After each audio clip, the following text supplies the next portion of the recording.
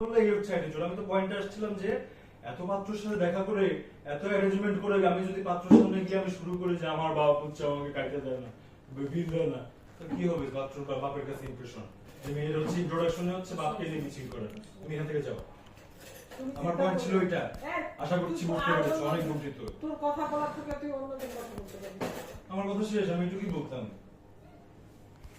যে মাসখানেক ধরে না, আমি করে তো এই বলে তো লাভ নাই, তাহলে তো অ্যারেঞ্জমেন্ট করার দরকার নেই। বাবা আমাকে এটাই বলছিল যে দেখো বাবা, আমার বাবার সাথে আমার বাপের গাড়িতে চলে আমি এগুলো নিয়ে আলাপ বাবা, তোমার বাসা থেকে বের হয়ে যেতে হলে আমাকে কি করতে হবে? তোমার বাসা থেকে বের হয়ে যেতে হলে কি করতে হবে? ভিডিও করছি, বুঝছো? দেখো যে তোমার বাসা থেকে বের হয়ে যেতে হলে আমাকে কি করতে হবে? আমিও ভিডিও করি, ওরও ইয়ে তো থাকুক, অবশ্যই দরকার আছে তো। অসভ্যতা।